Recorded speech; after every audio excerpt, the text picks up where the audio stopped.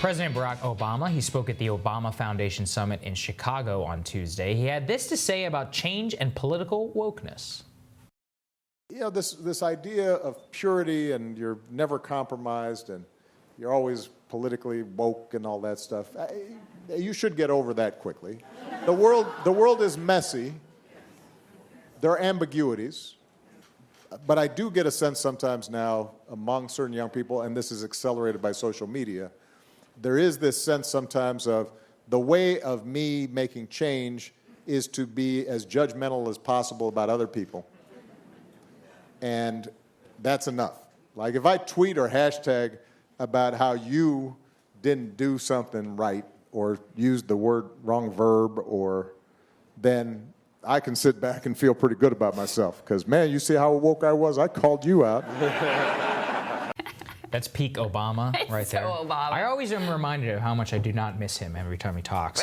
And, you know, he's like, well, folks, you know, try and get something done, folks. That's like his entire politics, right? Like that's his entire thing is oriented around, you can't put purity tests on me because you don't know how hard it was to govern in the moment. It's like, no, we do actually, because you didn't do anything. See, I have I think my feelings about him are understandably more complicated. Like, I like him as a human being. I really like him. That's what everybody always says. And I think here's the thing. Like, if someone else said that same thing that he just said, I'd be like, yeah, I'm with you. Mm-hmm. I agree with you. The cancel culture thing, but it does annoy me coming from him, this idea that the party has become too woke. Because look, my issue with identity politics, I'm there on all these issues. Like, I'm with you, absolutely. But the problem is they've been hijacked by people who want to only do the woke signaling and not actually doing the underlying systemic work to make things better for people. Right. So you can signal culturally and be more woke and use the right buzzwords and all those things. Like Kamala Harris coming out and saying my gender pronouns are her, hers. Like, okay, great. Like, I'm down with that. People, you know, live your lives. I don't care.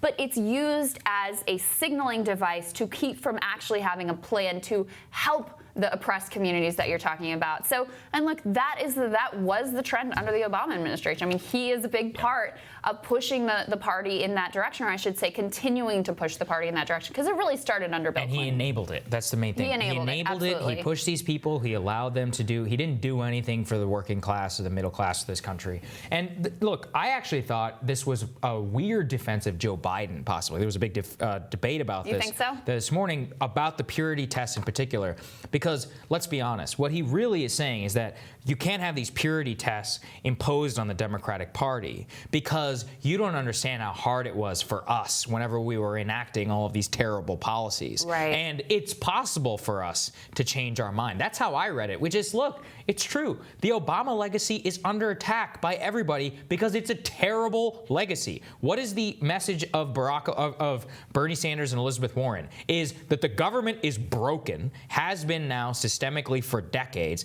and that Barack Obama, more than anybody, presided over the true, I think, descend into whatever the hell it is that's going on in our country today.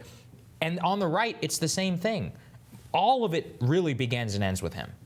And the historic nature of his candidacy and presidency, so important, but it doesn't make He's a failure. It doesn't make up for the fact that those policies ultimately, look, your presidency ended and we got Donald Trump. Yeah. Like, I've never seen him do any soul searching, just like I've never seen Hillary Clinton do any soul searching about what that says about his legacy. Oh, he already has. He says, maybe the country wasn't ready for me. He is the most arrogant man to ever walk the face of this earth. Kind of an answer. And he truly believes that he was like this Puritan savior that did his best while he was in the White House, has no capacity for the introspection of the policies that he pushed, the people that he enabled, his, you know, the failures of on Wall Street, on foreign wars, on, you know, competition in our marketplace. I mean, this is the guy in 2011 was giving a speech, being like, we're the country of Google and Facebook. I mean, he is neoliberal to his core. At the end of, I think David Remnick, he gave, you guys can tell I really hate Obama, but he gave an interview to David Remnick, of course, of the New Yorker, and he was like, "Oh well, I just really believe the arc of history bends." It's like he believes these things, right? Like, well, and there's also this posture, very consistent, which is he's always like one step removed, observing. and pronouncing rather than being in the fight. And you were in this, man. And that was his thing. I mean, and his innovation was he really did have this grassroots movement. This is something we talk about around the Bernie Sanders movement conversation. He really did. I mean, so many people that I know who are my age came into politics and worked on their first campaign and gave money to their first campaign, et cetera, because of Barack Obama. He really did have that status. But at the same time, Wall Street loved him. Silicon Valley loved him. He took money from all of them, and then he staffs up his administration in this very conventional way. Goldman Sachs way, and like basically dismissed the movement like, thank you very much, have a nice day. And that's the story of the Obama presidency. I mean, he never was. Look, Republicans caricatured him as a socialist, as like, oh, he's going to fundamentally transform. I wish. Are you kidding me? Like, he was a very conventional politician who happened to have a, an historic identity, which again, I don't want to downplay. That matters. But the policies and what you did and the fact that, to bring this full circle, you basically led the party into this place where woke signaling is all anyone really has to hold on to is, that's the legacy. I think he's a nice guy. I would love to have him as my neighbor. Good family man, and good values, But that's not that's not what it means to actually fight. And what did Barack Obama fight for other than himself? Nothing.